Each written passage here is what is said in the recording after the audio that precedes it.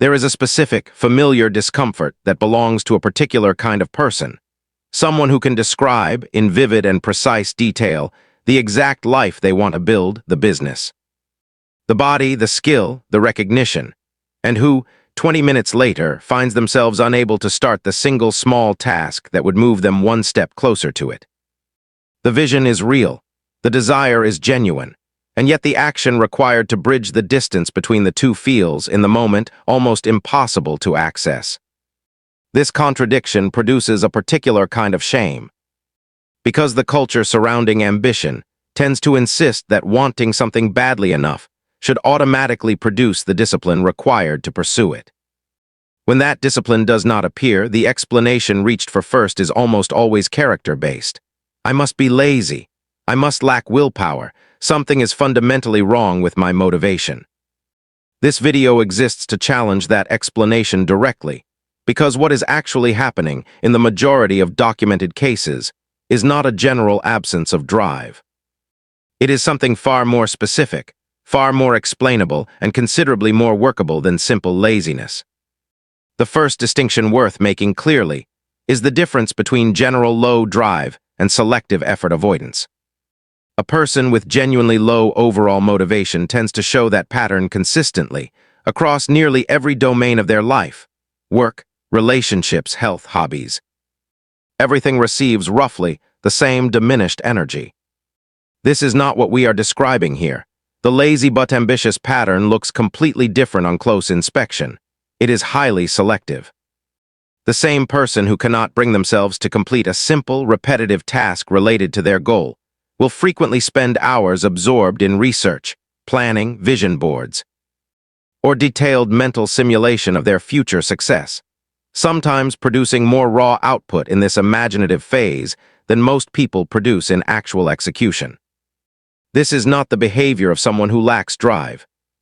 It is the behavior of someone whose drive is being applied unevenly, gravitating powerfully towards certain types of effort while resisting others almost completely. The psychological mechanism behind this unevenness has a name: effort discounting. This well-documented phenomenon in behavioral psychology and neuroscience describes the brain's tendency to mentally devalue a reward in direct proportion to the amount of effort required to obtain it. Crucially, this devaluation happens automatically, beneath conscious reasoning. The brain calculates a kind of cost-benefit ratio for every potential action. And when the perceived effort is high relative to the immediately visible reward, motivation drops sharply, even when the person consciously, rationally understands that the long-term payoff is significant. This explains a pattern that otherwise seems contradictory.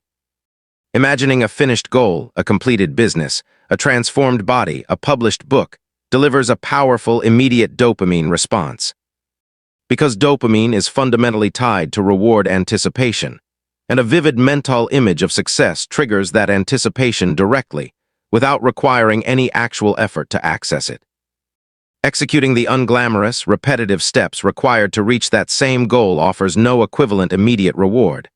The effort is large, present, and immediate. The payoff is distant, abstract, and delayed.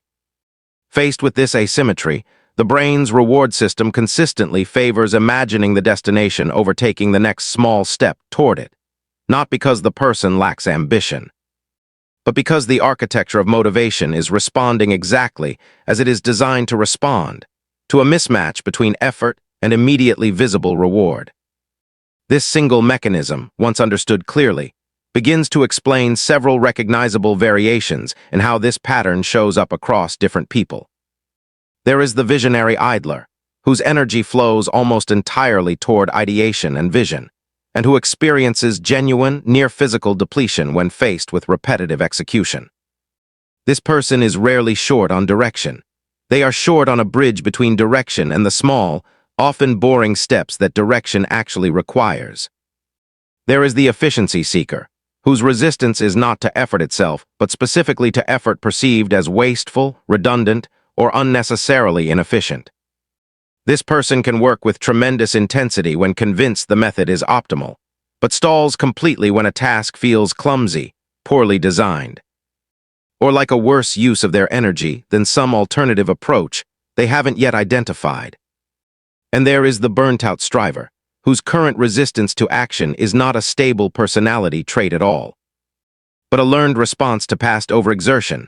Someone who pushed extremely hard toward a goal previously, experienced failure, exhaustion, or disappointment as a result, and has since developed an unconscious hesitation that masquerades as laziness, but is, in fact, closer to self-protection.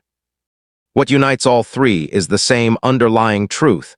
This is not a contradiction between ambition and character. It is a specific, identifiable pattern of motivation responding to specific, identifiable conditions. And conditions, unlike character, can be understood, adjusted, and worked with deliberately. There is a particular kind of relief that arrives the moment a person stops trying to fix their character and starts examining their conditions instead. Nothing about their underlying ambition has changed. What changes is the question being asked, no longer, what is wrong with me?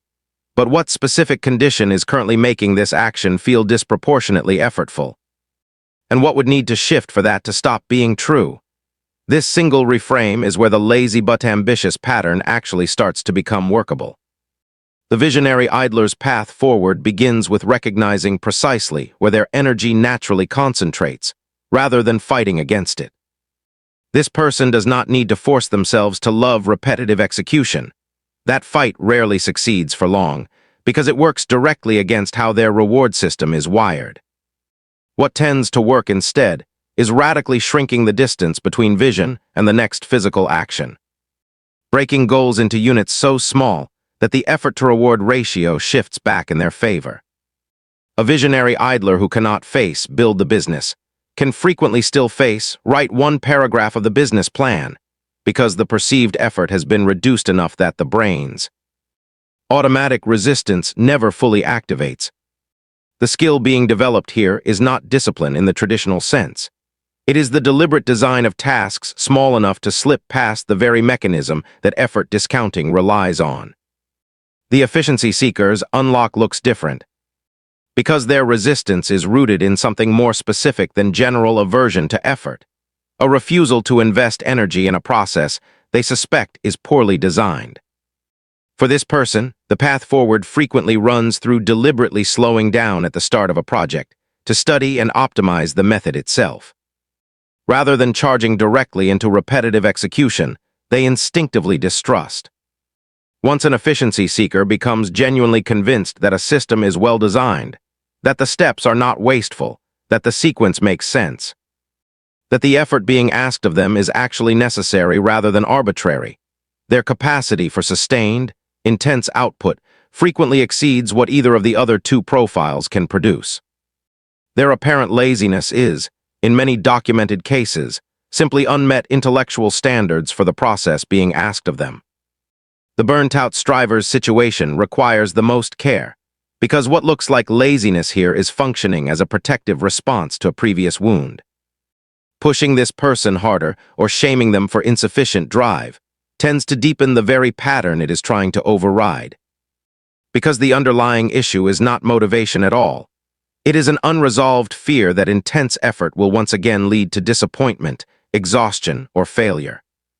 For this profile, the more effective path forward typically begins with deliberately lowering the stakes of early action, separating identity from outcome long enough to rebuild a track record of safe, low-risk effort before scaling back up to ambitious goals. Their ambition was never gone. It is simply waiting for evidence that trying again will not cost what it cost last time. Current research offers genuine support for much of this framework, while leaving some areas appropriately interpretive. Effort discounting is a well-established and extensively studied phenomenon within behavioral economics and neuroscience, with strong evidence connecting it to dopaminergic reward prediction.